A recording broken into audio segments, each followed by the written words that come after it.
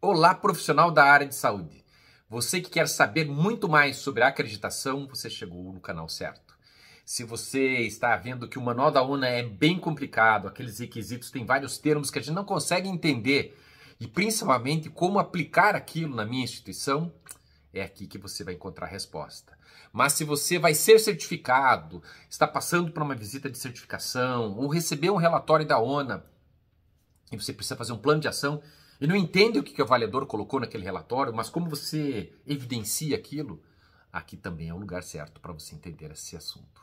Mas se você ainda mais, você quer ser um bom avaliador, começou nesse processo, quer aprender como trabalhar com isso, eu também vou te ajudar nesse assunto. Mas também para aquele profissional, se você de repente foi designado para fazer a acreditação e você é o responsável para implantar isso, e você nunca teve contato com esse manual e percebeu que ele é bem complicado, que esse processo de acreditação é bem trabalhoso, chegou ao lugar certo. Eu sou o Célio Luiz, eu sou consultor há mais de 25 anos, quase 30 anos trabalhando com consultoria, trabalho com ONA desde que ela nasceu, ajudei nesse processo de implantação do primeiro manual, ajudei avaliadores, fui professor, instrutor de avaliadores, sou consultor dessa área, tenho vários livros escritos, sou professor, alio todo esse meu conhecimento, toda essa minha experiência aqui neste canal.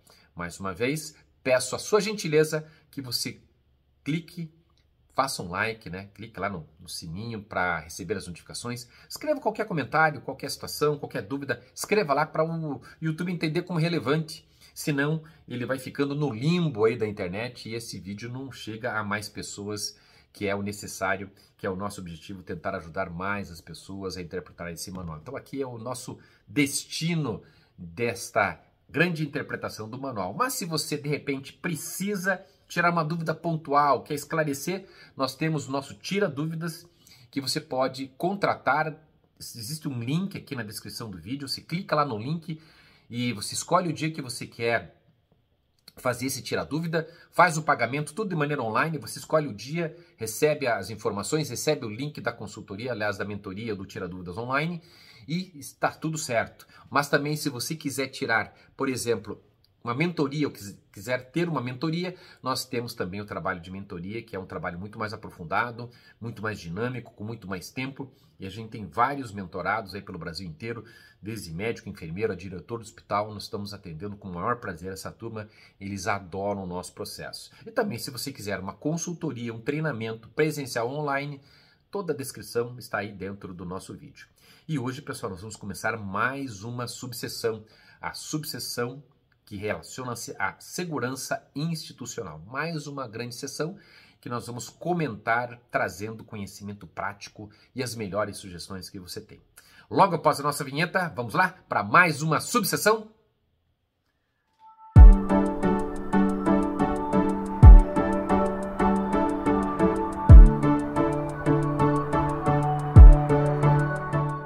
Antes de começar os nossos requisitos, quero lembrar que agora nós temos o podcast. Como é que ele funciona? A gente organiza toda a sequência de vídeos de acordo com a sequência dos requisitos do manual. Então, se você olhar lá no YouTube, você vai verificar lá que tem vídeos, tem shorts e tem o podcast. Eu já separei eles por subseções e fica muito mais fácil, fica muito mais didático para vocês, porque você vai acompanhando na sequência desses requisitos, da mesma maneira que a gente vai gravando.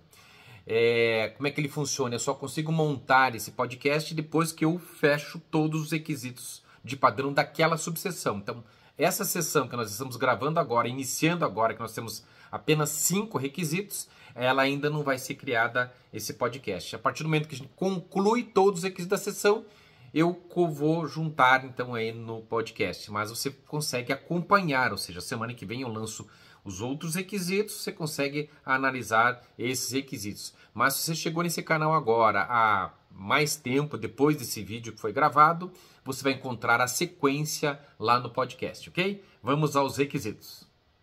Reforçando para vocês que aqui a gente faz os exemplos voltados para a área de saúde, sempre na medida do possível nós vamos dando exemplos de outras áreas, com unidades básicas de saúde, hospitais, laboratórios, clínicos, mas sempre importante, você colocou uma dúvida, coloque lá, está com dúvida, quer um exemplo melhor, Mesmo, por exemplo, da tua situação, se você trabalha num outro serviço deles, escreva um comentário, eu vou responder nesse comentário e assim a gente vai trazendo essas informações de uma maneira mais dinâmica, ok? Vamos começar então mais uma nova subseção? Seção 1.9, a gestão de segurança institucional.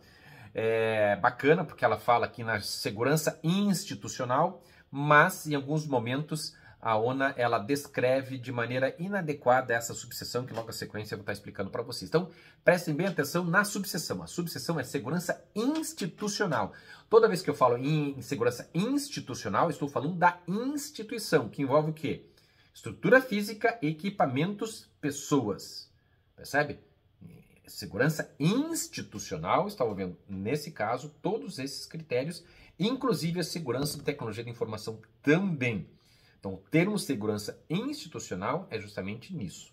Na descrição, pessoal, o que a gente coloca lá, né? Então, ele coloca lá que visa é um conjunto, então a descrição da subseção, eles começam dizendo assim, ó, que visa a estrutura segura e funcional aos pacientes e clientes, acompanhantes, profissionais, visitantes, e ao planejamento de rotinas, né, ou situações de rotinas e atuação à frente a falhas de segurança ou eventos externos inesperados. Então essa descrição é uma descrição bem abrangente, ela ainda não foca no padrão.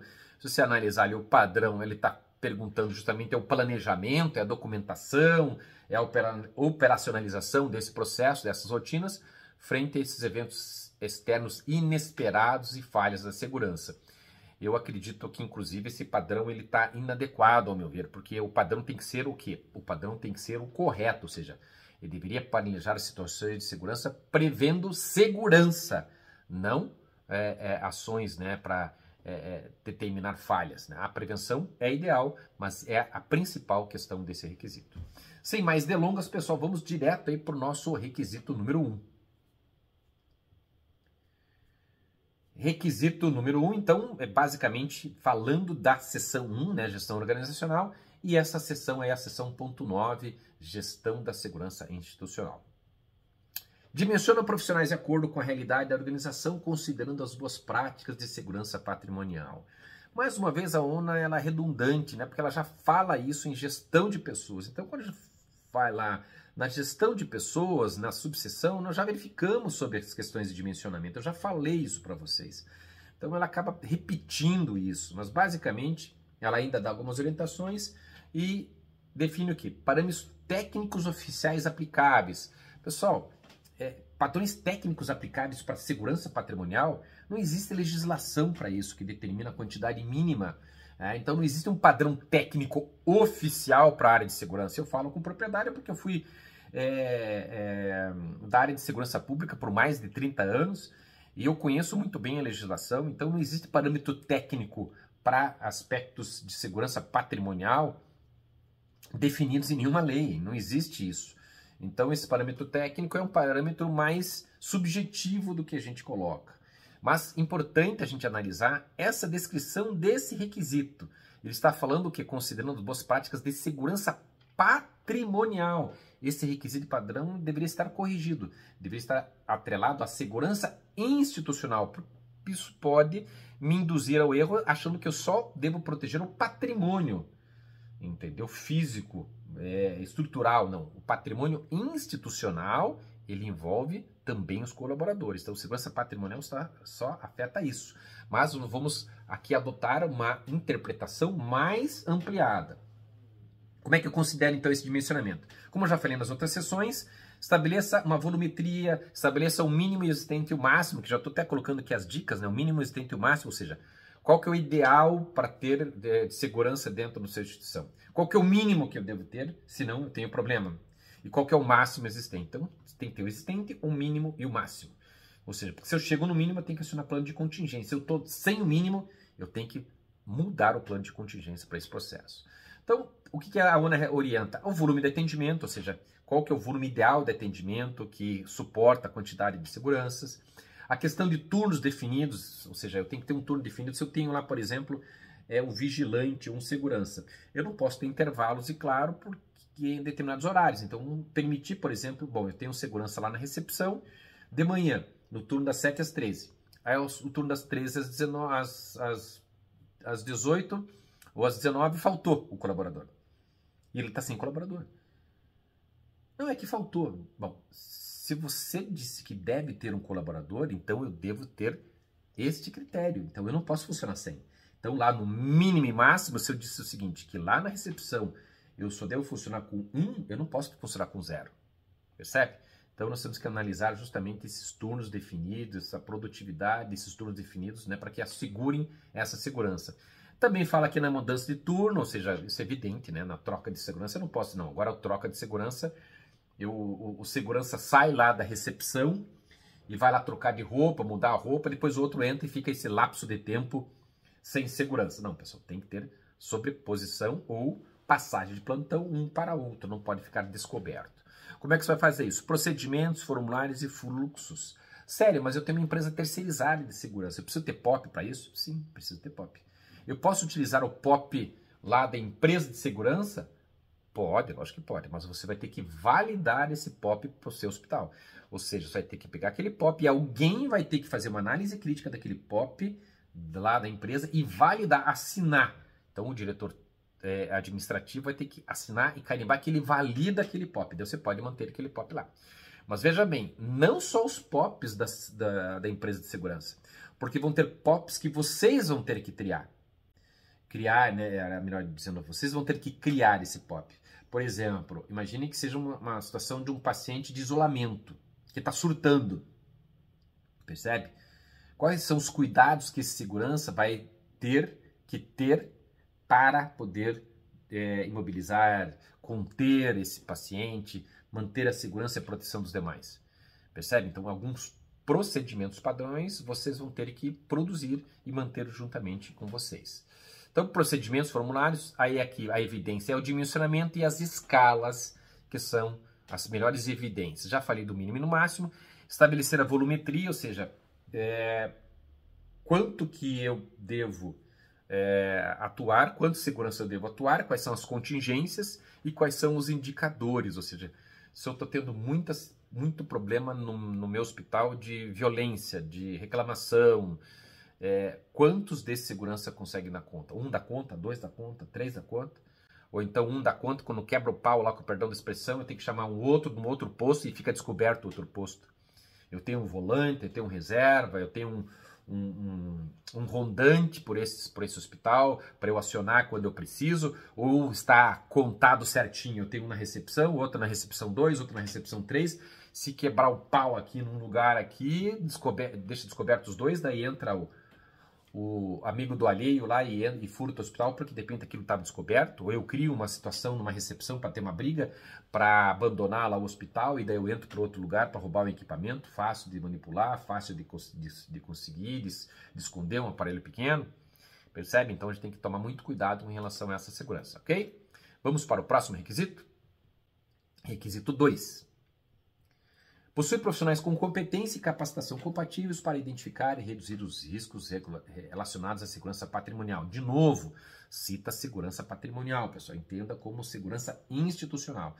Então, lógico, o que é capacitação? Então, ele ainda cita de novo, aqui, ó, adequada aos serviços de segurança patrimonial. Entendeu? Não é segurança institucional. Ou seja, nós temos que ter esse mapeamento, mapa de risco. Olha, até cita aqui, ó, tem que ter um mapa de risco da segurança. Quais são as competências? Os profissionais devem ser qualificados nas competências, nas habilidades que ele tem lá. Principalmente, como é que são evidenciar? Os procedimentos, que eu já falei no item anterior, um mapa de risco, relencando todas as possibilidades de risco existentes naquele local, o programa de treinamento e também o cronograma de treinamento. E principalmente em relação ao mapa de risco, pessoal, quando ele tem um mapa de risco, a contingência. Porque, veja bem, numa função normal, ok, mas e a contingência? É a que as pessoas esquecem de fazer. Como é que eu contenho alguma coisa? Aí que é os problemas. Então, treine o pessoal da segurança no mapa de risco. É uma das situações mais importantes na segurança institucional, é o mapa de risco. Então, avaliação de eficácia desse treinamento, principalmente em relação à prevenção e à contingência, porque às vezes até sabe prever, porque ele está parado ali, então ele está fazendo um quê? Uma vigilância ostensiva, as pessoas estão vendo segurança ali. Mas a contingência ele não faz todo dia. Não é todo dia que tem um furto, não é todo dia que chega um cara armado dentro do hospital, não é todo dia que alguém bate em alguém dentro do hospital. Aí como é que eu faço a contingência? Aí isso que é importante, a mais importante de tudo isso aqui é essa parte aqui, pessoal, da prevenção e contingência. E, lógico, o mapa de risco é extremamente importante, ok? Vamos para o próximo requisito? Requisito número 3, o requisito core, ou seja, o requisito mais importante dentro desse processo. Mais uma vez, ó, pessoal, não esqueça, tá aí na sua mão, dá um like, liga, né, aciona o sininho, faz algum comentário, qualquer comentário, para que o YouTube entenda como relevante e nos ajude a manter dedicado esse tempo para vocês, ok? Vamos lá então ao requisito. Estabelece, implementa e mantém uma sistemática para o controle de acesso e circulação de visitantes. Vejam que é core. Então, o que acontece, né? Então, ele percebe que nas orientações, ele visa o quê? Que cada situação de acesso tenha esse acesso definido e orientado, ou seja, de que maneira que vai ser feito esse controle em relação às visitas, os procedimentos, a procedimentos, né? Ou seja, a pagamentos, a circulação de exame, para entrevista, ou seja, o que eu devo estabelecer, qual é a forma de controle desse pessoal que circula dentro do hospital. E aqui a gente está relacionando identificação, controle de entrada e saída das pessoas, de materiais, de equipamentos, não é só controle de acesso, a orientação das pessoas desse processo. Então, é basicamente como que você vai descrever isso. Quais são os formulários, quais são as barreiras que existem dentro do seu hospital, quais são as barreiras de sistema, como que o sistema registra essas pessoas, o registro de controle é uma evidência, os dispositivos de contenção e liberação de acesso, ou seja, aquelas catracas, material de sinalização, né, ou de orientação, são as evidências que você mantém esse controle de acesso e circulação dos visitantes. Mas tudo isso tem que estar traduzido aqui no procedimento, como é que ele funciona. As dicas, né, que você pode utilizar aí para circulação de pessoas, porque às vezes a pessoa diz que vai num lugar e vai no outro. Então eu já vi hospitais que a gente sugere que compre pulseiras de cores diferentes, use pulseiras, use codificações diferentes para que a pessoa possa circular apenas nas áreas que ela foi autorizada a circular. Então a gente pode utilizar sistemas de cores, sistemas de pulseiras, sistemas de circuito fechado de TV, desse monitoramento, para a gente controlar o acesso e a circulação dessas pessoas em todas as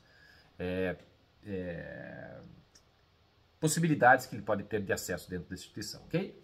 Vamos para o próximo requisito? Requisito 4, requisito core também. Então, estabelece, implementa, mantém uma sistemática para controle de acesso e circulação de pacientes. Pessoal, o que serve para o anterior serve para esse, não muda muita coisa. Tá? É a mesma situação, mas o que é importante aqui na identificação, que aqui, principalmente relacionada à alta de recém-nascidos, ou seja, na liberação de cadáveres, qual que é a contra-checagem que você vai fazer para a liberação lá do recém-nascido, ou seja, tá um recém-nascido, com quem que ele libera, quem libera, como que eu faço a contra-checagem, qual que é a documentação que eu devo pegar de alta desse recém-nascido, com quem que ele sai, de que maneira que eu controlo essa informação, com quem que eu faço a contra-checagem da liberação. Então, se for um hospital maternidade, nós temos que ter muito cuidado com a orientação e circulação desses pacientes aqui. Então, tem que tomar muito cuidado na liberação disso. Quem libera, quem autoriza e sempre na contra-checagem. É uma dica importante. Tá, liberou o bebezinho com a mãe e com o pai. Pega esse bebezinho, confere a pulseira desse paciente, confere com a enfermagem, confere a liberação desses dados, faz uma contra-checagem dessas informações, estabelece um sistema de senhas e contrassenhas, que nem você compra lá, por exemplo, você compra pizza, por exemplo, às vezes tem ou algum serviço que chega na sua casa, você estabelece um sistema de contra-checagem, ou seja, passa uma senha para a mãe. Ó, a sua senha para liberar o seu bebê vai ser a senha tal. Então essa senha você não passa para ninguém. Então essa senha vai ser contra-checada lá na liberação desse paciente. Ou seja, você faz um sistema de contra-checagem. Ou seja, você tem mais uma camada de proteção. É lógico que o bandido, né, o mal intencionado, ele sempre vai tentar burlar as camadas. Mas quanto mais camada, mais dificuldade, menos ele vai se arriscar. Quanto mais facilidades, a oportunidade faz o ladrão. Percebe? Então a gente consegue trabalhar melhor essas situações. Então uma grande dica para o hospital que trabalha com maternidade, um sistema de senhas e contrassenhas para fazer a liberação lá na enfermagem, lá da enfermagem, justamente junto com lá a liberação do pessoal da segurança lá na saída desse paciente, dessa criancinha, desse bebezinho, ok? Vamos para o próximo requisito. Requisito 5, o último requisito do dia de hoje desse vídeo. Então, de novo, nós estamos falando aqui, né, de um requisito core também, e ele está falando aqui, no caso agora, de novo da circulação, do controle de acesso à circulação, daí está falando o quê? De insumos, equipamentos, veículos ou de terceiros. Então aqui, de novo, funciona tudo exatamente a mesma coisa, e agora ele só cita aqui, basicamente, né, o fluxo de atendimento, sistemas de vigilância, e aqui eu gosto de falar sobre esse requisito, dando um exemplo de como você controla a saída de equipamentos, de novo com uma contra-checagem, de novo com um documento. Eu vou sair com o equipamento do hospital para manutenção, alguém tem que ter autorizado esse equipamento, tem que ter uma senha para liberação desse equipamento. Percebe? Tem que ter uma liberação, uma senha para equipamento de alto custo. Então, se eu tenho equipamento de alto custo, eu tenho que ter uma contra-checagem. Bom, beleza. Quem pediu? Ah, foi o chefe do centro cirúrgico.